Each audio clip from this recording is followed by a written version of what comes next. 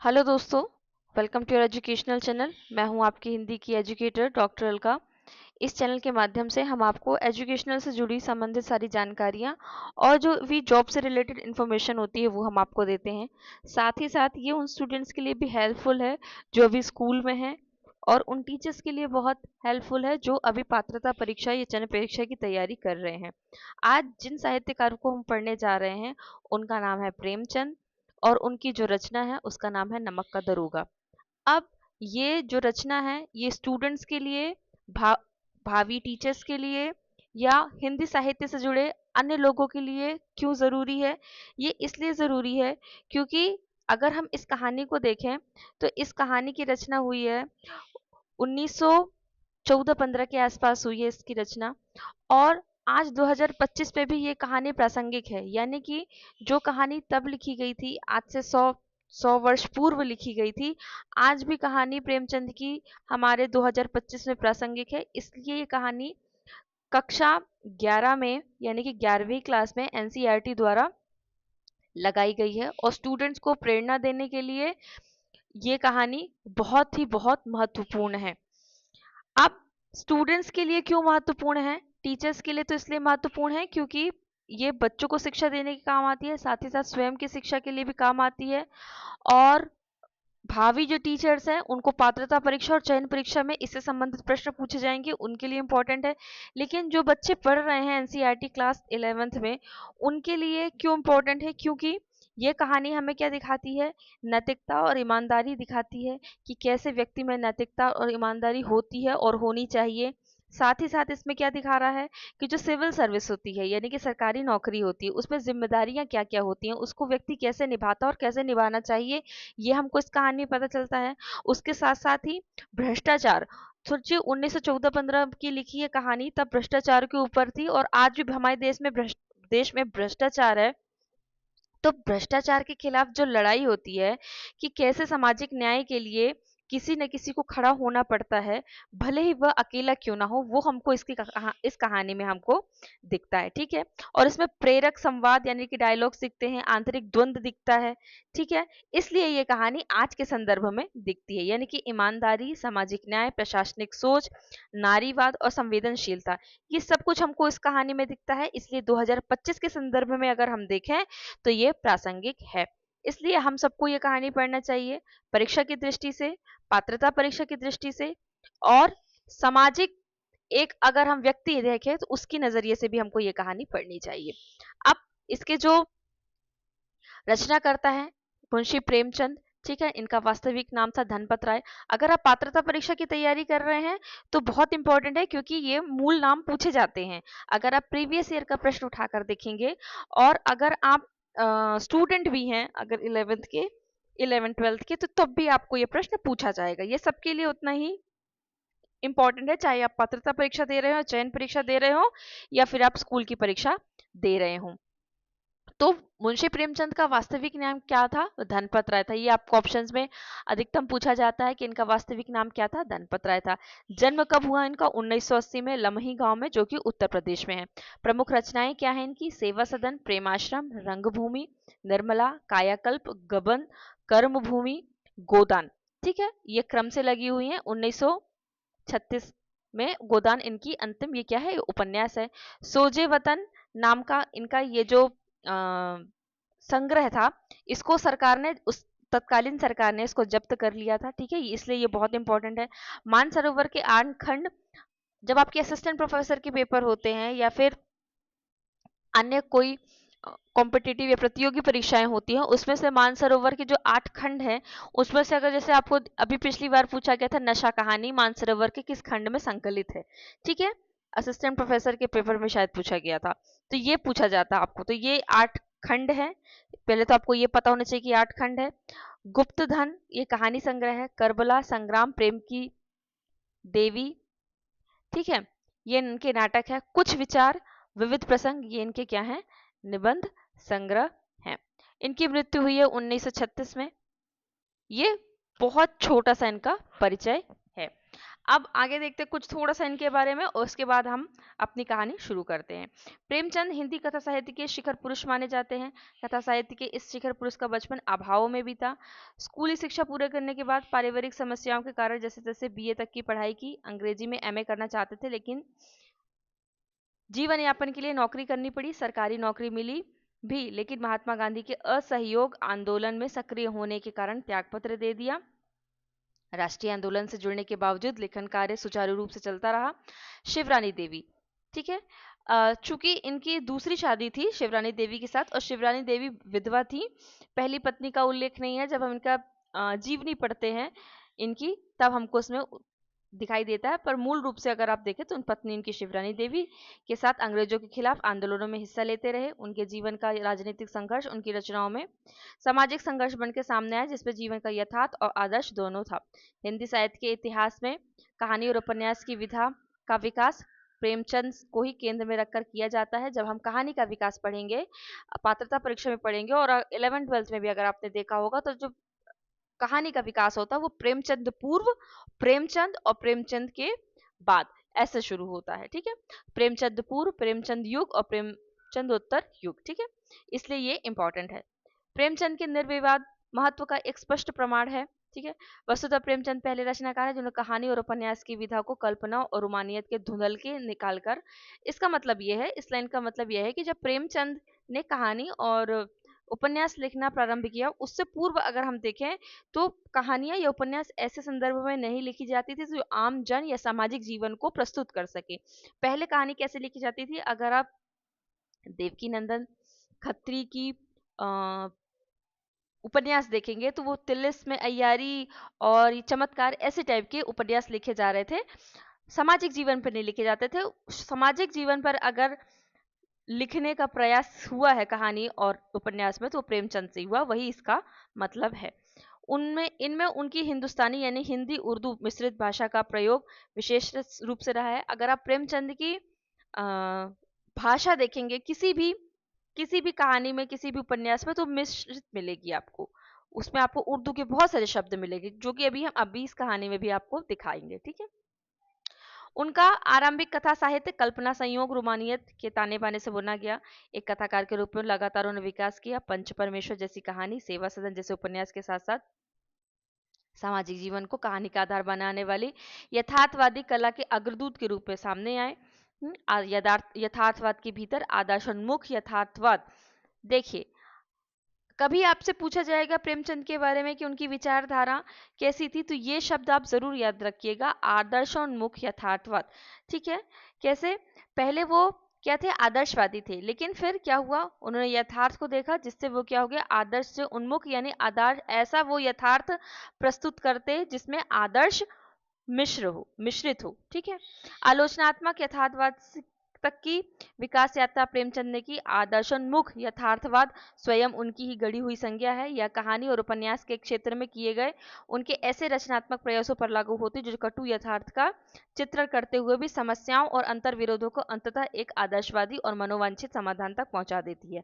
पहले जब हम प्रेमचंद की अगर हम मानसरोवर पढ़ेंगे तो पहले जब उनकी कहानियां थी तो कैसी कहानियां थी कि उसमें हमें ये दिखाई देता था कि कोई भी कहानी का एक प्लॉट हुआ, अंत में यही होना चाहिए कि एक, जैसे आप देखते हैं बड़े घर की बेटी, बड़े घर की बेटी में आनंदी है जो बड़े घर से आई हुई है, और यहाँ पर अंत में उसके साथ जो भी होता है उसके परिवार में, अंत में उसको आदर्श के रूप में दिखाया जाता है।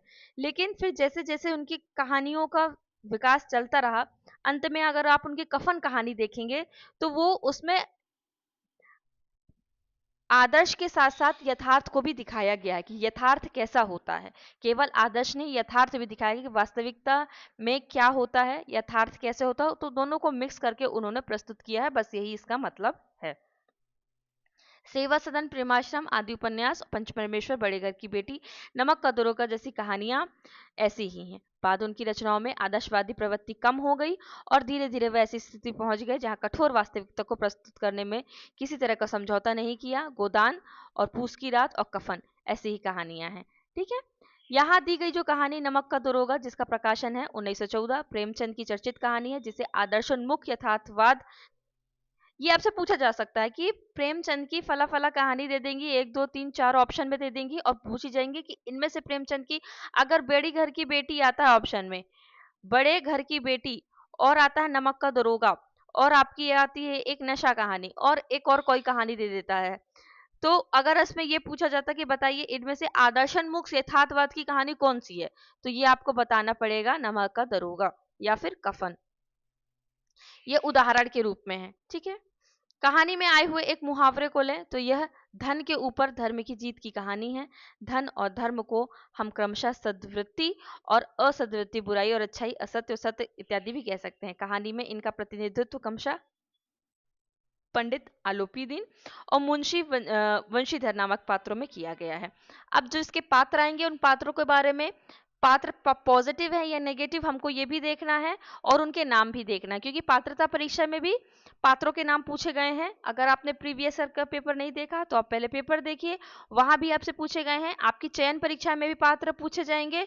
अगर आप स्टूडेंट है 11th 12th के तो आपसे भी पात्र पूछे जाएंगे और मेन पेपर में ये आपको आएगा प्रश्न के रूप में। ईमानदार, कर्मयोगी, मुंशी वंशीधर, ये कैरेक्टर की विशेषता दी गई है। को खरीदने में असफल रहने के बाद पंडित आलोपीदीन जो होते हैं अपने धन की महिमा का उपयोग करके उनको नौकरी से मुअत्तल करा देते। देखिए ये जो मैं उर्दू के शब्द बोली थी ना, मुअत्तल, अब हमको इसका मतलब देखना पड़ेगा, तो उससे बहुत सारे शब्द आएंगे जिसमें आपसे ये भी पूछा जा सकता है, चाहे वो पात्रता में हो, चाहे चयन परीक्षा में हो, चाहे 11th 12th में हो, 11th में हो, मुअत्तल का मतलब बताइए कि मुअत्तल का मतलब क्या होता है। ठीक है, बर्खास्त करा देते हैं यानी कि निकलवा देते हैं। लेकिन अंततः अंतः सत्य के आगे उनका सिर झुक जाता है। सरकारी महकमे महकमे ये देखिए बर्खास्त, वंशीधर को बहुत ऊंचे वेतन और भत्ते के साथ अपनी सारी जायदाद जायदाद स्थायी मैनेजर युक्त करते। ये सारे जो मैंने सर्कल लगाए ये उर्दू के शब्द हैं। गहरे अपराध बोध से भरी वाणी में निवेदन करते हैं कि परमात्मा से यही प्रार्थना है कि वह आपको सदैव वही नदी के किनारे वाला बेमुरव्वत उदंड लेकिन धर्मनिष्ठ दरोगा बनाए रखे। ये भी आपसे सीधी ये लाइन पूछी जा सकती है कि ये किस लाइन का किस कहानी का कथन है। ये इसको गायब कर दिया जा सकता है, तब पूछा जा सकता है कि दरोगा अगर लिखा रहेगा तो आप समझ जाएंगे। कहानी के इस अंतिम प्रसंग से पहले तक की सारी जो घटनाएं हैं प्रशासनिक और न्यायिक व्यवस्था में व्याप्त जो भ्रष्टाचार है और भ्रष्टाचार की जो सामाजिक स्वीकार्यता है अत्यंत साहसिक तरीके से सामने उजागर करती है। ये जो आदर्शोन्मुख यथार्थवाद है ना वो यही है, ठीक है, कि उजागर कर रही है, दिखा रही है, भ्रष्टाचार जो है वो दिखा रही है। अभिमन्यु व्यक्ति के साथ अभिमन्यु के समान निहत्थे और अकेले पड़ते जाने की यथार्थ तस्वीर इस कहानी को बड़ी बड़ी खूबी से इसमें दर्शाया गया है। प्रेमचंद इस संदेश पर कहानी को खत्म नहीं करना चाहते थे, क्योंकि उस दौर में वो मानते थे कि ऐसा यथार्थवाद हमको निराशावादी बना देता है, मानव चरित्र पर से हमारा विश्वास उठ जाता है, हमको चारों तरफ बुराई ही बुराई नजर आने लगती है। यानी कि यहाँ पर ये कहा गया है जैसे बहुत सी चीज है। सपोज एक माँ है, पिता है और बच्चा है, ठीक है। माता पिता ने बच्चे के साथ गलत कुछ कर दिया, तो अगर अगर बच्चे की कहानी बताते हैं, ठीक है, ये प्रेमचंद के उस समय की सोच में बता रही हूँ आपको। अगर हम बच्चे की वास्तविक कहानी बताते कि माता पिता ने उसके साथ गलत किया, तो चूंकि यहाँ तो वो सही है कि हाँ वास्तव में उनके साथ गलत किया, पर अगर हम इनकी कहानी उजागर करते हैं, इसको बड़े पैमाने पर लेकर जाते हैं, तो लोगों का क्या होगा, माता पिता के रिश्ते से, उस संबंध से विश्वास थोड़ा उठ जाएगा, जो कि समाज के लिए सही नहीं है। अभी भी आप देख रहे होंगे कि अभी करंट में चल रहा है, पति पत्नी के संबंध को लेकर चल रहा है कि ऐसे बहुत सारे केसेस देखने मिल रहे हैं, जैसे पत्नियों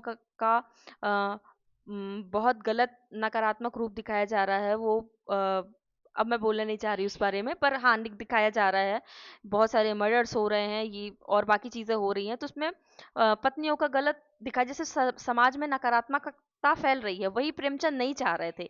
वास्तविकता उनको भी पता थी कि भ्रष्टाचार हो रहा है, पर वो क्या कह रहे थे कि यथार्थवाद हमको निराशावादी बना देता है, और वो जो कहीं ना कहीं जो चीज सच है ना, तो इसलिए उन्होंने उस समय नहीं किया था, पर अब ऐसा हो अब नहीं होता। अब जो यथार्थ है अब कहानीकार या जो भी रचनाकार है उसको समक्ष दर्शाते हैं, पर उन्होंने नहीं कहा, वो कहीं ना कहीं आदर्श को समाज में कहीं ना कहीं स्थापित करना चाहते थे, इसलिए उन्होंने नहीं किया। अब हम देखते हैं नमक का दरोगा और शायद नहीं किया तभी वो कहानी प्रासंगिक है आज भी। और कहीं ना कहीं समाज में अगर घोर यथार्थवाद अगर आ जाएगा तो निराशावादी व्यक्ति का होना स्वाभाविक है। इसीलिए कहीं ना कहीं आदर्श का उसमें मिश्रण होना जरूरी भी है। अब हम पढ़ते हैं नमक का दरोगा। ठीक है, दरोगा मतलब एक पुलिस, अगर हम आज के संदर्भ में देखेंगे तो पुलिस का एक अधिकारी। जब अब यहाँ से हम कहानी शुरू करते हैं, बहुत सी चीजें हम इस पे छोड़ देंगे जो हमें जरूरी नहीं लगेंगी, बाकी तो टेक्स्ट आपके सामने रखा ही हुआ है। जब नमक का नया विभाग बना, ये पहले आप इसका बैकग्राउंड समझ लीजिए कि हम कब कब की बात कर रहे हैं। आप इस समय को ध्यान में रख के पढ़िए। 1914 में हम पढ़ रहे हैं, ठीक है, जब हमारा जो भारत था वो आजाद नहीं हुआ था, और उसके और भी बहुत पहले की ये कहानी है।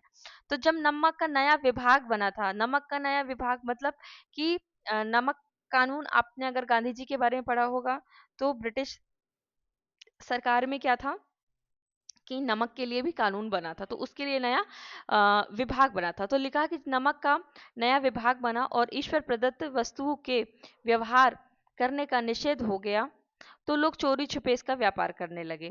ठीक है, अनेक प्रकार से छल प्रपंचों का सूत्रपात हुआ। कोई घूस से काम निकालता था, कोई चालाकी से निकालता था, क्योंकि जो ब्रिटिश सरकार है उसने नमक पर कर लगा दिया था। नमक को वो बेचते थे क्योंकि वही अपना नमक बेच सकते थे, और कोई ना अपना नमक बना सकता था ना बेच सकता था। इसीलिए लोग क्या करते थे, छल प्रपंचों से और घूस से, मतलब गलत तरीके से इस काम को अ, अंजाम देते थे। कोई चालाकी से। अधिकारियों के पौ 12 थे। ये एक आपको मुहावरे के रूप में आ सकता है, पौ 12 होना। ठीक है, पौ 12 मतलब फायदा ही फायदा होना। पटवारीगिरी का सर्व सम्मानित पद छोड़ छोड़ कर लोग इस विभाग की बरकंदाजी करते थे। ठीक है, ये शब्द ये भी आपको आगे दिखेगा, इसके पूरे अर्थ आपको नीचे दिखेंगे इसी टेक्स्ट में। इसके दरोगा पद के लिए तो वकीलों का भी जी ललचाता था, सब मतलब इसके दरोगा बनना चाहते थे। यह वह समय था जब अंग्रेजी शिक्षा और ईसाई मत को लोग एक ही वस्तु समझते थे। फारसी का प्राबल्य था। फारसी क्या है?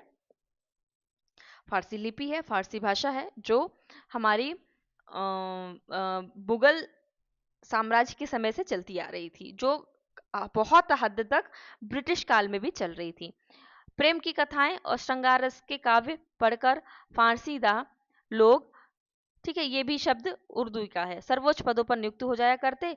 और मुंशी वंशीधर भी जुलेखा की विरह कथा समाप्त कर के मंजनू और फरहाद के प्रेम वृत्तांत को नल और नील की लड़ाई अमेरिका के आविष्कार से अधिक महत्व की बातें समझते हुए रोजगार की खोज में निकले।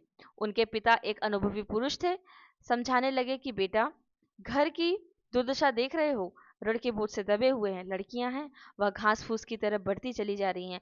मैं कगारे पर मैं कगारे पर का वृक्ष हो रहा हूँ, ना मालूम कब गिर पड़ूं। अब तुम ही घर के मालिक मुख्तार हो, नौकरी में ओहदे की ओर ध्यान मत देना, यह तो पीर का मजार है। निगाह चढ़ावे और चादर पर रखनी चाहिए। ऐसा काम ढूंढना जहाँ कुछ ऊपरी आय हो। ठीक है, मासिक वेतन तो पूर्णमासी का चांद है, जो एक दिन दिखाई देता है और घटते घटते लुप्त हो जाता है। वेरी इंपॉर्टेंट लाइन, ये कई बार आपसे पूछी गई है। ठीक है, पूछेगा ये किस कहानी का है। ऊपरी आय बहता हुआ स्रोत है जिससे सदैव प्यास बुझती है।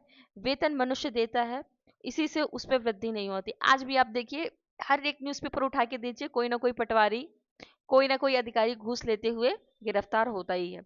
ये तो वो लोग हैं जो सामने आते हैं, कई लोग ऐसे थे जो सामने आते भी नहीं है। ऊपरी आमदनी ईश्वर देता है, इसीलिए आपके सिलेबस में ये शामिल किया गया है, क्योंकि ये वास्तविक में आज 2025 में उतनी ही प्रासंगिक है, एक एक शब्द उसके प्रासंगिक है, इसी से उसकी बरकत होती है। तुम स्वयं विद्वान हो, तुम्हें क्या समझाऊं। इस विषय में विवेक की बड़ी आवश्यकता है। मनुष्य को देखो, उसकी आवश्यकता को देखो, अवसर को देखो, उसके उपरांत जो उचित समझो करो।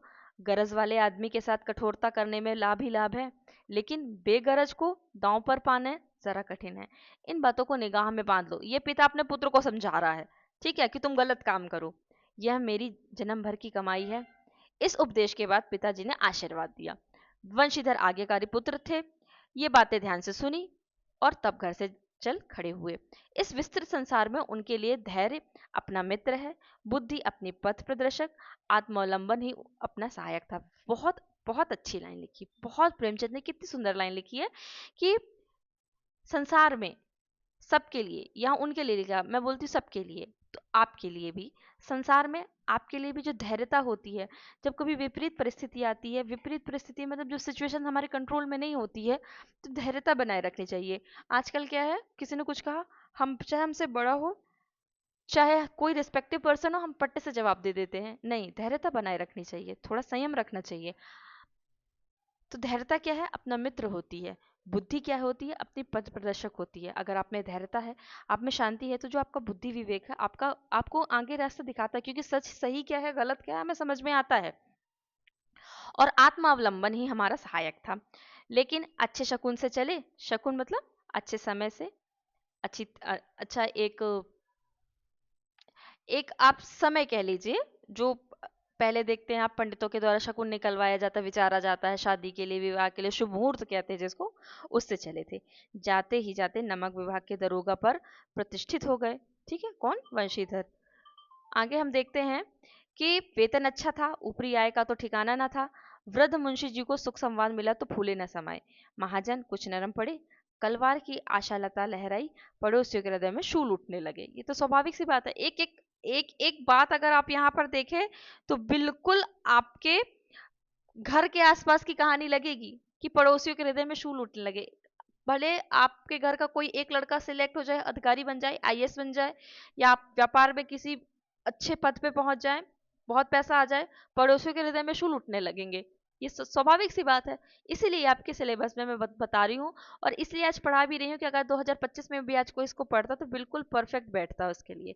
अब देखिए, जाड़े के दिन थे, रात का समय था, नमक के सिपाही चौकीदार नशे में मस्त थे, आज भी होते हैं। मुंशीधर मुंशी वंशीधर को यहाँ आए अभी 6 महीने से अधिक न हुआ था, लेकिन इस थोड़े समय में उन्होंने अपनी कार्यकुशलता और उत्तम आचार से अफसरों को मोहित कर लिया था। अफसर लोग उन पर बहुत विश्वास करने लगे। नमक के दफ्तर से 1 मील पूर्व की ओर जमुना बहती थी, उस पर नाव का एक पुल हुआ था। दरोगा जी किवाड़ बंद किए मीठी नींद सो रहे थे। अचानक आंख खुली तो नदी के प्रवाह की जगह गाड़ियों की गड़गड़ाहट और मल्लाहों का कोलाहल सुनाई दिया। उठ के बैठ गए। इतनी रात गए गाड़ियां क्यों नदी के पार जाती हैं?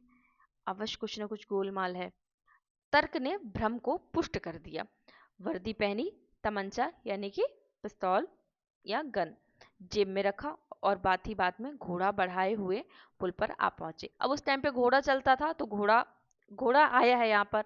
अभी होता तो बाइक लिखती या मोटरसाइकिल होता। ठीक है,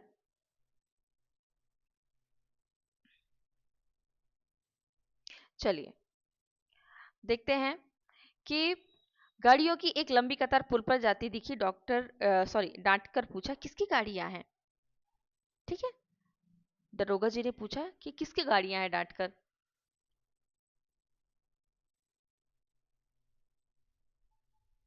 थोड़ी देर तक सन्नाटा रहा। आदमियों ने कुछ कानाफूसी हुई। तब आगे वाले ने कहा, पंडित आलोपी दीन की। आलोपी दीन की कौन? पंडित आलोपी दीन, दातागंज। ये देखो, ये दो चीजें, एक आलोपी दिन याद कर लेना, और ये एड्रेस याद कर लेना। ठीक है, ये इंपॉर्टेंट है, दातागंज। मुंशी वंशीधर चौके पंडित आलोपी दीन इस इलाके के सबसे प्रतिष्ठित जमींदार थे। जमींदार मतलब अम, आज की डेट में तो जमींदार होते नहीं है, लेकिन आज की डेट में आप सोचो, बहुत पैसे वाला आदमी। ठीक है, लाखों रुपए का लेन देन करते थे। इधर छोटे से बड़े कौन ऐसे थे जो उनके ऋणी ना हो। व्यापार भी बड़ा लंबा चौड़ा था। बड़े चलते पुर्जे आदमी थे। अंग्रेज अफसर उनके इलाके में शिकार खेलने आते और उनके मेहमान होते। 12 मास सदाव्रत चलता था। मुंशी जी ने पूछा, गाड़ियां कहाँ जाएंगी? उत्तर मिला, कानपुर। लेकिन इस प्रश्न पर कि इनमें क्या है, सन्नाटा छा गया। दरोगा साहब का संदेश और भी बढ़ा। कुछ देर तक उत्तर की बाट देख रहे, यानी कि बाट मतलब उनका बाट मतलब राह होता है, तो राह देखते रहे। फिर जोर से बोले, क्या तुम सब गूंगे हो गए हो? पूछते हैं इनमें क्या लदा है। जब इस बार भी कोई उत्तर ना मिला तो उन्होंने घोड़े को एक गाड़ी में मिलाकर बोरे को देखा, टटोला यानी कि देखा। भ्रम दूर हो गया, ये तो नमक के ढेले थे। ढेले समझ रहे हैं आप? पहले क्या होता था कि जो नमक था पाउडर में नहीं रहता था, वैसे छोटे छोटे पत्थर होते हैं उस टाइप में रहता था। पंडित आलोपी दिन अपने सजीले रथ पर सवार कुछ सोते कुछ जागते आते थे। अचानक कई गाड़ी वालों गाड़ी वालों ने घबराए हुए आकर जगाया और बोले, महाराज दरोगा ने गाड़ियां रोक दी हैं और घाट पर खड़े हैं, आपको बुलाते हैं। पंडित आलोपीदीन का लक्ष्मी जी पर अखंड विश्वास था। वह कहा करते थे, यहाँ इसका मतलब ये है, ये जो लिखा है यहाँ पर इसका मतलब ये है कि अखंड विश्वास था, यानी कि वो ये सोचते थे कि पैसों से ही सबको खरीदा जा सकता है। वो कहा करते थे कि संसार का तो कहना ही क्या है, स्वर्ग में भी लक्ष्मी का ही राज्य है। उनका यह कहना यथार्थ ही था। न्याय और नीति सब लक्ष्मी के ही खिलौने हैं, इन्हें वह जैसे चाहती है नचाती है। आज भी यही है। लेटे लेटे गर्व से बोलो, चलो हम आते हैं, क्योंकि उनको पता था कि पैसे ले दे के कहानी खत्म हो सकती है। यह कहकर पंडित जी ने बड़ी निश्चिंतता से पान के बीड़े लगाकर खाए, फिर लिहाफ ओढ़े हुए दरोगा के आसपास बोले, बाबूजी आशीर्वाद, कहिए हमसे ऐसा कौन सा अपराध हुआ है कि गाड़ियां रोक दी गई हैं? हम ब्राह्मणों पर तो आपको कृपा दृष्टि रखनी चाहिए। वंशीधर रुखाई से बोले, सरकारी हुक्म। पंडित आलोपीदीन ने हंसते कर कहा, हम सरकारी हुक्मों को नहीं जानते और न सरकार को। हमारी सरकार तो आप ही हैं। हमारा आपका तो घर का मामला है। हम कभी आपसे बाहर हो सकते हैं? आपने व्यर्थ का कष्ट उठाया। यह हो नहीं सकता है कि इधर से जाएं और इस घाट के देवता को भेंट ना चढ़ाएं। ठीक है, इनडायरेक्टली क्या कह रहे हैं कि आपको हम पैसे न दें या घूस न दें। मैं तो आपकी सेवा में स्वयं ही आ रहा था। वंशीधर पर ऐश्वर्य की मोहिनी वंशी का कुछ प्रभाव न पड़ा। मतलब उन्होंने आलोपीदीन ने उनको लालच देना चाहा, लेकिन वंशीधर पर कोई प्रभाव न पड़ा। ईमानदारी की नई उमंग थी। उन्होंने कड़क कर बोला, हम उन नमक हरामों में नहीं है जो कौड़ियों पर अपना ईमान बेचते फिरते हैं। आप इस समय हिरासत में हैं। आपका कायदे के अनुसार चालान होगा। बस मुझे अधिक बातों में की फुर्सत नहीं है। जमादार बदलू सिंह, तुम इन्हें हिरासत में ले चलो, मैं हुक्म देता हूँ। पंडित आलोपीदीन स्तंभित हो गए। गाड़ी वानों में हलचल मच गई। पंडित जी के जीवन में कदाचित यह पहला ही अवसर था कि पंडित जी को ऐसी कठोर बातें सुननी पड़ी। बदलू सिंह आगे बढ़ा, लेकिन रौब के मारे यह साहस ना हुआ कि उनका हाथ पकड़ सके। पंडित जी ने धर्म को धन का ऐसा निरादर करते कभी न देखा। विचार किया, यह अभी उदंड लड़का है, माया मोह के जाल में अभी फंसा नहीं है, अल्लड़ है, झिझकता है। बहुत दीन भाव से बोले, बाबू साहब ऐसा ना कीजिए, हम मिट जाएंगे, इज्जत धूल में मिल जाएगी। हमारा अपमान करने से आपके हाथ में क्या आएगा? हम किसी तरह आपसे बाहर थोड़े ही ना है। वंशीधर ने कठोर स्वर में कहा, हम ऐसी बातें नहीं सुनना चाहते हैं। आलोपीदीन ने जिस सहारे को चट्टान समझ रखा था वह पैरों के नीचे से खिसकता हुआ मालूम हुआ। यानी कि आलोपीदीन ने सोचा था कि हम पैसे से वंशीधर को खरीद लेंगे, घूस दे देंगे, लेकिन इसमें देखिए उसको चट्टान समझा था पैसों को। लेकिन यहाँ पर क्या बता रहा है कि वह पैरों के नीचे से खिसकता, मतलब वो अब पैसों से काम नहीं चलेगा। यानी कि जिस पर उन्होंने विश्वास था आलोपीदीन को, वो अब विश्वास उनका हटता हुआ नजर आ रहा है। स्वाभिमान और धन ऐश्वर्य को कड़ी चोट लगी, लेकिन अभी तक धन की सांख्यिकी शक्ति का पूरा भरोसा था। अपने मुख्तार से बोले, लाला जी 1,000 के नोट बाबू साहब को भेंट करो। आप इस समय भूखे सिंह से हो रहे हो। वंशीधर ने गर्म होकर कहा, 1,000 नहीं, 1,00,000 भी मुझे सच्चे मार्ग से नहीं हटा सकते। धर्म की इस बुद्धिहीन दृढ़ता और दुर्लभ त्याग पर मन बहुत झुंझलाया। अब दोनों शक्तियों में संग्राम होने लगा। धन ने उछल उछल कर आक्रमण करने शुरू किए। 1 से 5, 5 से 10, 10 से 15, 15 से 20,000 तक की नौबत पहुंची। लेकिन धर्म अलौकिक वीरता के साथ इस बहुसंख्यक सेना के सम्मुख अकेला पर्वत की भांति अटल अविचलित खड़ा रहा। कितनी अच्छी लाइन है, कितनी सुंदर लाइन उन्होंने लिखी है। एक पूरा आपको एक सीन दे दिया कि एक तरफ धर्म है, एक तरफ पैसा है। अब एनिमेशन बना के आप इसमें बहुत अच्छा कंटेंट डाल सकते हैं। आलोपीदीन निराश होकर बोले, अब इससे अधिक मेरा साहस नहीं है, आगे आपको अधिकार है। वंशीधर ने अपने जमादार को ललकारा। बदलू सिंह मन में दरोगा जी को गालियां देता हुआ पंडित आलोपीदीन की ओर बढ़ा, क्योंकि बदलू सिंह को लग रहा था कि शायद वंशीधर को अगर कुछ पैसे मिल जाते, घूस ले लेता, तो उसका भी भला हो जाता। लेकिन क्या, बदलू सिंह मन में दरोगा जी को गालियां देता हुआ पंडित आलोपीदीन की ओर बढ़ा। पंडित घबराकर 2-3 कदम पीछे हट गए। अत्यंत दीनता से बोले, बाबू साहब ईश्वर के लिए मुझ पर दया करो, मैं 25,000 पर निपटारा करने को तैयार हूँ। वंशीधर बोले, असंभव बात है। आगे बढ़े आलोपीदीन, बोले 30,000। फिर वंशीधर बोलते हैं, किसी तरह भी संभव नहीं है। ठीक है, अब बोलते हैं आलोपीदीन, क्या 40,000 पर भी नहीं? वंशीधर बोलते हैं 40,000 नहीं 40 लाख पर भी असंभव है। बदलू सिंह, इस आदमी को अभी हिरासत में ले लो, मैं अभी एक शब्द भी नहीं सुनना चाहता। धर्म ने धन को पैरों तले कुचल डाला। आलोपी दिन ने एक हष्ट पुष्ट मनुष्य को हथकड़ियां लिए हुए अपनी तरफ आते देखा। चारों ओर निराशा और कातर दृष्टि से देखने लगे। इसके बाद एक मूर्छित होकर गिर पड़े। दुनिया सोती थी पर दुनिया की जीभ जागती थी। सवेरे देखिए तो बालक वृद्ध सबके मुंह से यही बात सुनाई देती थी। जिसे देखिए वही पंडित जी के इस व्यवहार पर टीका टिप्पणी कर रहा था। निंदा की बौछारें हो रही थी, मानो संसार से अब पापी का पाप कट गया है। पानी को दूध के नाम से बेचने वाला ग्वाला, कल्पित रोजनामचे, ये रोजनामचे मतलब जो रोज रोज पानी भरते हैं, रोज नामचे यानी कि रोज नामचे यानी कि ये पद है जैसे अधिकारी वर्ग में कुछ न कुछ कार्य करने वाले से लेखपाल वगैरह होते हैं, वैसे कोई एक ये पद था उस समय का। रेल में बिना टिकट सफर करने वाले बाबू लोग, जाली दस्तावेज बनाने वाले सेठ और साहूकार, यह सब के सब देवताओं की भांति गर्दनें चला रहे थे। जब दूसरे दिन पंडित आलोपी दिन अभियुक्त होकर स्टेट कांस्टेबलों के साथ साथ हाथों में हथकड़ियां, हृदय में ग्लानि और क्षोभ भरे लज्जत से गर्दन झुकाए अदालत की तरफ चले, तो सारे शहर में हलचल मच गई। मेलों में कदाचित आंखें इतनी व्यग्र न होती होंगी। भीड़ के मारे छत और दीवार में कोई भेद न रहा, किंतु अदालत पहुंचने की देर थी। पंडित आलोपी दिन इस अगाध वन के सिंह थे। अधिकारी वर्ग उनके भक्त, अमले उनके सेवक, वकील मुख्तार उनके आज्ञापालक और अर्दली चपरासी चौकीदार उनके बिना माल के गुलाम थे। उन्हें देखते ही लोग चारों तरफ से दौड़े। सभी लोग विस्मित हो रहे थे, इसलिए नहीं कि आलोपी दिन ने क्यों यह कर्म किया, बल्कि इसलिए कि वह कानून के पंजे में कैसे आ गया। ऐसे मनुष्य जिसके पास असाध्य साधन करने वाला धन और अनन्य वाचालता हो, वह क्यों कानून के पंजे में आए। प्रत्येक मनुष्य उनसे सहानुभूति प्रकट करता था। बड़ी तत्परता से इस आक्रमण को रोकने के निमित्त वकीलों की एक सेना तैयार की गई। न्याय के मैदान में धर्म और धन में युद्ध ठन गया। वंशीधर चुपचाप खड़े थे। उनके पास सत्य के सिवा कोई बल न था, न स्पष्ट भाषण के अतिरिक्त कोई शस्त्र था। गवाह थे लेकिन लोभ से डावाडोल थे। यहाँ तक कि मुंशी जी को न्याय भी अपनी ओर से कुछ खिंचा हुआ दिख रहा था। वह न्याय का दरबार था, लेकिन उसके कर्मचारी पर पक्षपात का नशा छाया हुआ था।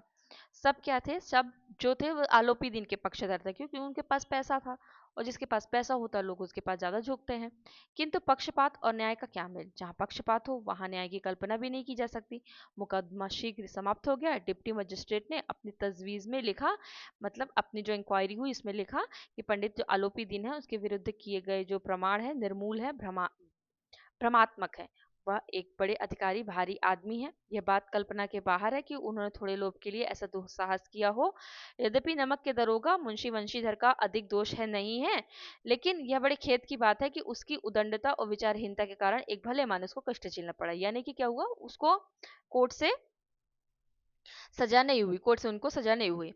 हम प्रसन्न है कि वह अपने काम में सजग और सचेत रहता है, लेकिन नमक के मुकदमे की बढ़ी हुई जो नमक हलाली ने उनके विवेक और बुद्धि को भ्रष्ट कर दिया है। भविष्य में उनको होशियार रहना चाहिए। उल्टा क्या हुआ, वंशीधर पर आरोप लगने लगे कि वो ज्यादा उत्साहित हो गए, इसलिए उन्होंने गलत कार्य कर दिया, गलत व्यक्ति को फंसा दिया है।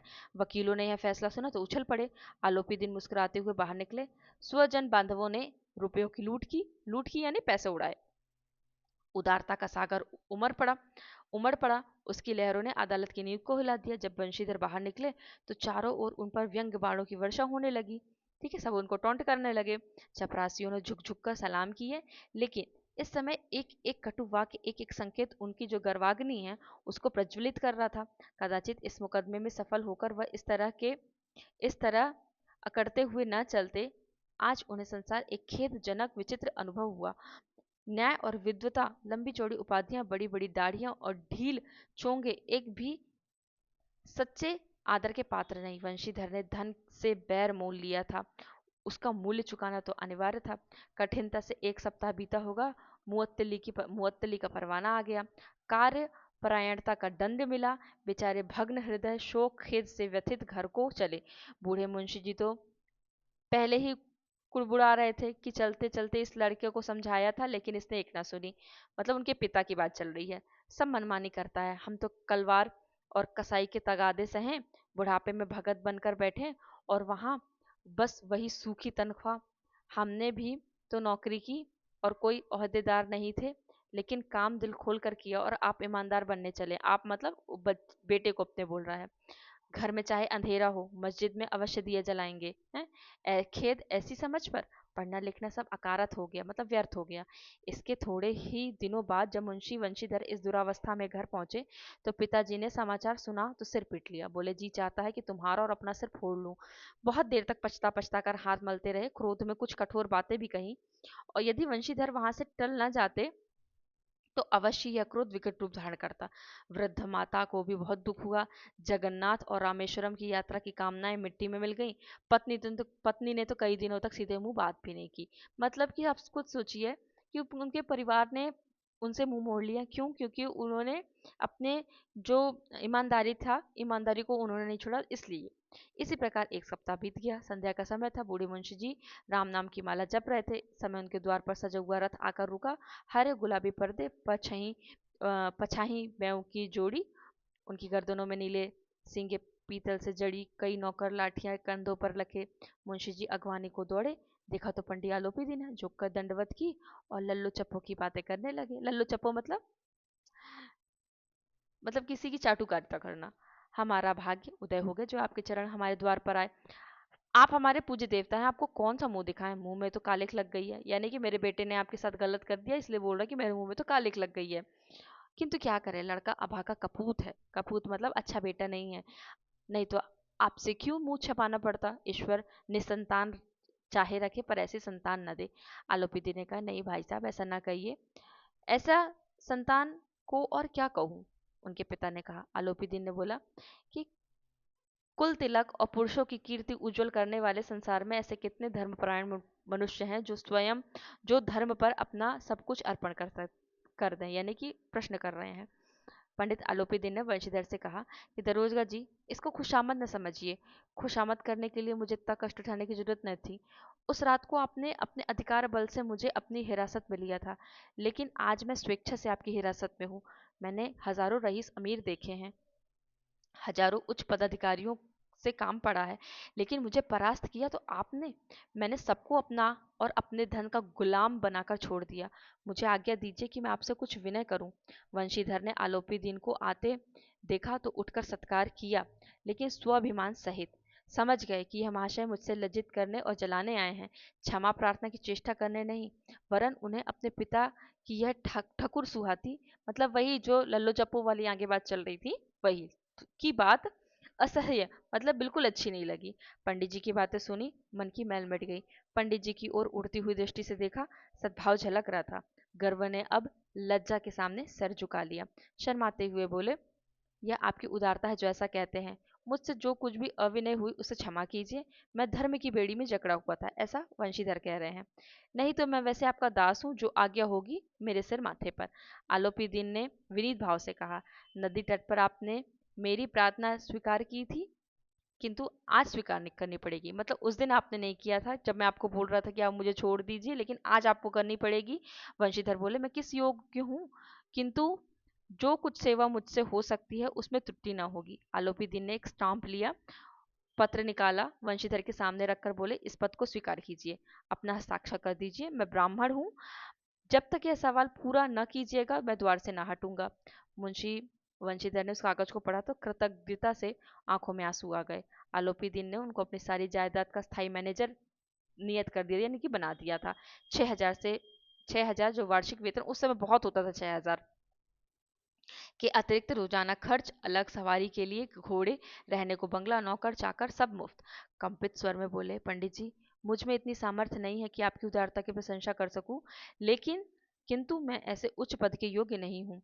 आलोपी दिन ने हंसकर कहा, मुझे इस समय एक अयोग्य मनुष्य की ही जरूरत है। मतलब ये कटाक्ष, मतलब ये विरोधाभास है कि मुझे वो कह रहा है कि मैं इस लायक नहीं हूं, तो कहता मुझे, हाँ, मुझे ऐसी आदमी की जरूरत है। वंशीधर ने गंभीर भाव में कहा कि यो मैं आपका दास हूँ, आप जैसे कीर्तिवान सज्जन पुरुष की सेवा करना मेरे लिए सौभाग्य की बात है, लेकिन मुझ में न विद्या है, न बुद्धि है, न स्वभाव है। इन त्रुटियों की पूर्ति कर देता हूँ। ऐसे महान कार्य के लिए एक बड़े मर्मज्ञ अनुभवी पुरुष की मनुष्य की जरूरत है। आलोपी दिन ने कलमदान से कलम निकाली, वंशीधर के हाथ देकर बोले, मुझे विद्वत्ता की चाह है, ना अनुभव की, ना मर्मज्ञता की, ना कार्य कुशलता की। इन गुणों के महत्व का परिचय मैं खूब पा चुका हूँ। अब सौभाग्य और सुअवसर ने मुझे वह मोती दे दिया है जिससे के सामने योग्यता और विद्वत्ता की चमक फीकी पड़ जाती है। ये कलम लीजिए, अधिक सोच विचार ना कीजिए, दस्तखत कीजिए यानी सिग्नेचर कीजिए। परमात्मा से ये प्रार्थना कि वह आपको आगे सदैव वही नदी के किनारे वाला बेमुरव्वत, उदंड, कठोर परंतु धर्मनिष्ठ दरोगा बनाए रखे। वंशीधर की आंखें डबडबा गईं। हृदय के संकुचित पात्र में इतना एहसान ना समा सका कि एक बार फिर से पंडित जी की ओर भक्ति और श्रद्धा की दृष्टि से देखा और कांपते हुए हाथ से मैनेजरी के कागज पर हस्ताक्षर कर दिए।